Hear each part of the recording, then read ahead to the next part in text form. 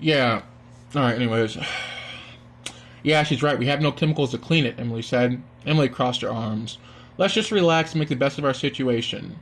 I'm sorry I had to cut the clip. My cat wanted to come in. Anyways, let's just make the best of our situation, Paul said. I wonder how many people are left alive, Emily asked. Emily said, probably the rich people. Ah, my God, I'm sorry. Fucking Christ on a cracker. I wonder how many people are left alive, Lily said. Probably the rich people, Emily said. But we're not rich, Lily said. Lily opened her PGD and went downstairs to the generator. Ah, shit. Oh, fuck. I kind of fucked up a section of the story, damn it. I believe... Okay, so what was supposed to happen is that, there were kind of some corners cut, and the generator, there's not outlets in the bunker, so you have to go next to the generator, you know, and sit next to it to charge your shit. Anyways. So, good, now that she's gone, tell me what is the plan, Emily said.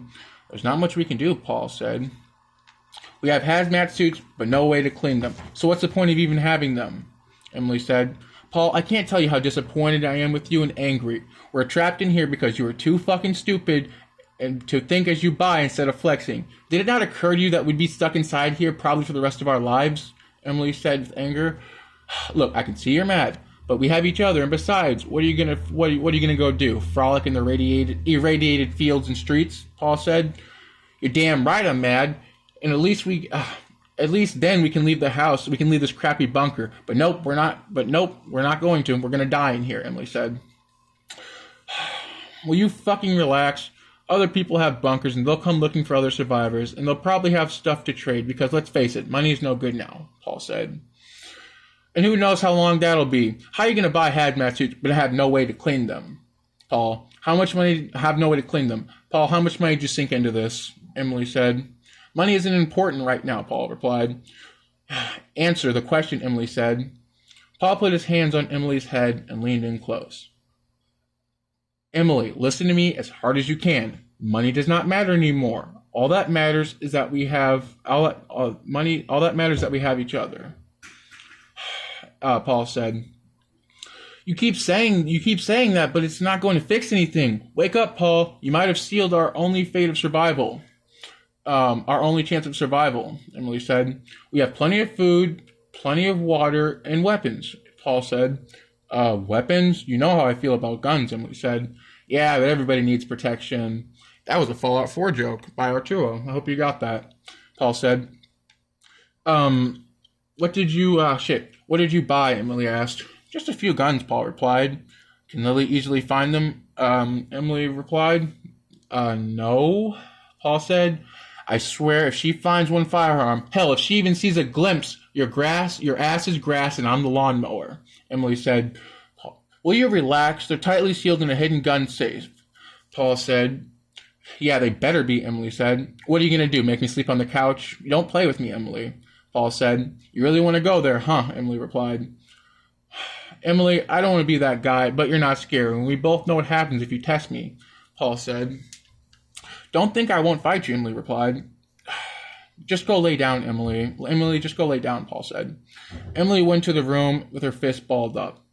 Paul just stared out the window and thought about all the things he cut from the bunker to save money. He went to the room and laid down and ignored Emily. Days began to pass, and the same routine was born.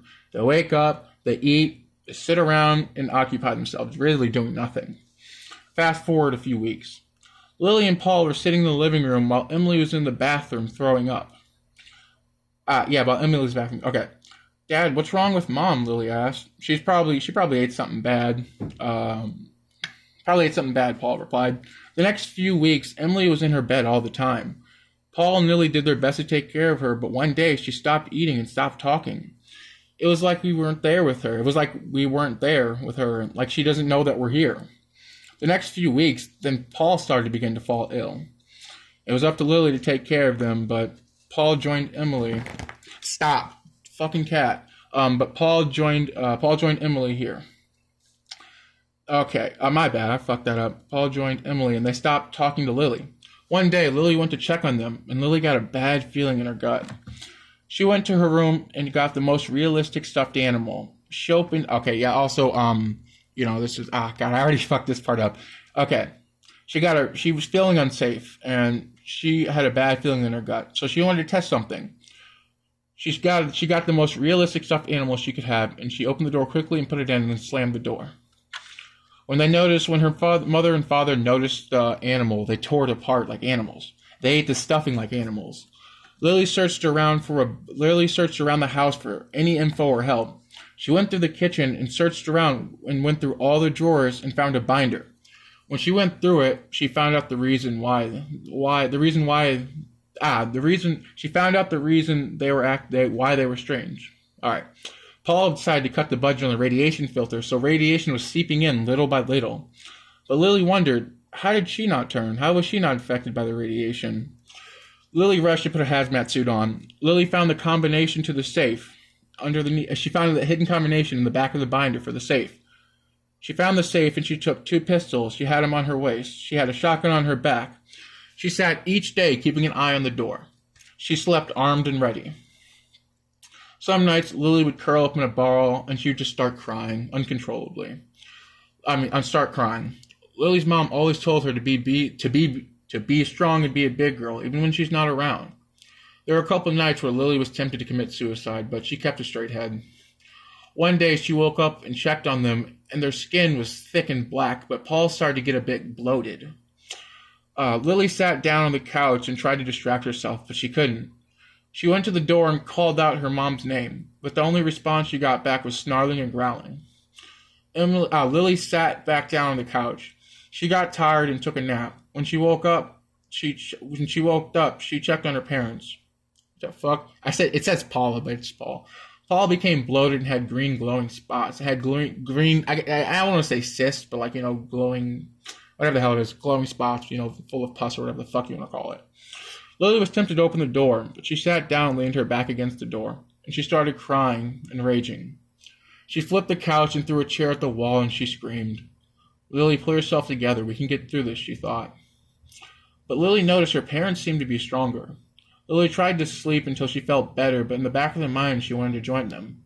She calmed herself down by taking naps every now and then, but she was awoken by her mom banging on the door and groaning. Stop it, Mom. I can't let you out until I know you're safe, Lily said. Lily tried to go back to sleep, but the banging didn't stop. Lily came up with a dangerous idea. She was really running out of steam here, and she couldn't keep doing this. Alright, she couldn't... my bad, not. She came up with a dangerous idea. Lily pulled her pistol out and held it to her head, and she let her parents out. They walked past her and wandered around the room. Lily rushed over to the door and stood in front of it, and she kept the gun held to her head. She thought if there's any of her parents left in there, they'll have some decency of love left, and they'll stop her. And I know people are going to say, oh, you shouldn't put suicide in your story. Shut the fuck up. I do as I please, all right? And my story doesn't make sense. That's too fucking bad.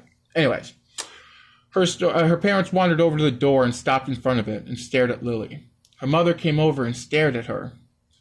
Lily had tears running down her cheeks. I can't let you out.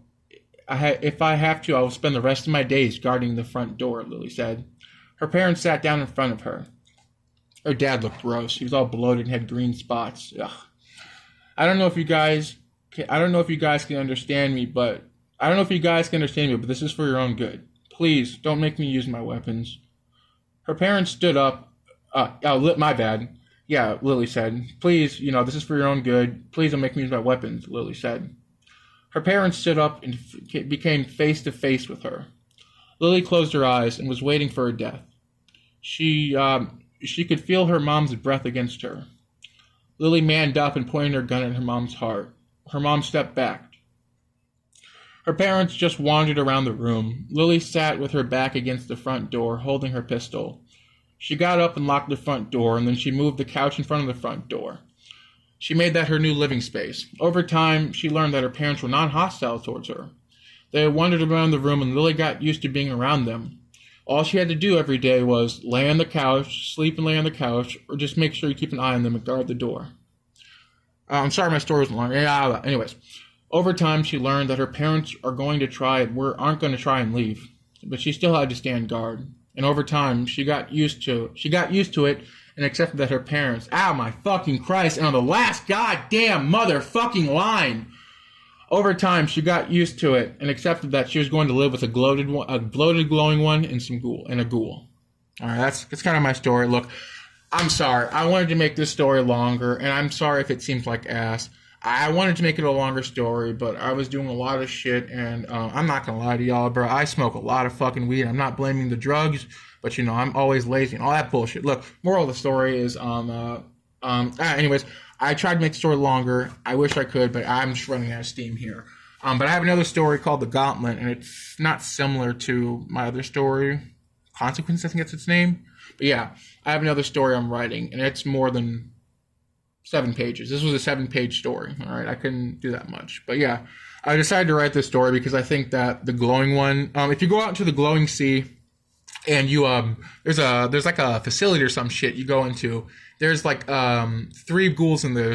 From what I saw, there's a bloated glowing one, all the other bullshit, but it's out in the glowing sea. I don't want to look up what the name is because I'm not turning on my PS4 because my power went out and I don't want to do the whole startup process. Anyways, though, I just think there should be a story behind the glowing one. I think that's really cool. I think you've taken up so much fucking radiation that you're glowing. There's got to be a backstory behind that. Look, I'm not going to lie to y'all. I didn't search online for one. I was like, you know what, Jesse? You like to write stories. So go ahead and, oh, you heard my name. Go ahead and write a story about the glowing one. Tell me what you guys think. I don't know if I'll get any comments on this video. If you guys want me to rewrite the story, I will. But yeah, I think that there should be a backstory to the glowing one. I mean, ghouls are one thing, but I think just the glowing one, the bloated glowing one, is just so fucking interesting. But anyways, yeah. So that was my story. I'll try to make more in the future. I'm trying to do shit today. Not today. I'm trying to do shit, make more videos, but oh god, I'm just so lazy these fucking days, and I just have no motivation for anything. Just want to lay in bed and feel depressed all the time. But yeah, all right. So I will see you guys later. I'll try to write more stories. I don't even think I'll get any comments on this, but leave me like a comment about a story that you want me to write, and I'll try and write it. See you guys later. You know how this goes. See you guys later. And I don't need to tell you to subscribe and like my videos. Do as you fucking want. You don't have to like my video. You don't have to subscribe. Just do what you want. I don't care. All right? Y'all have a good day.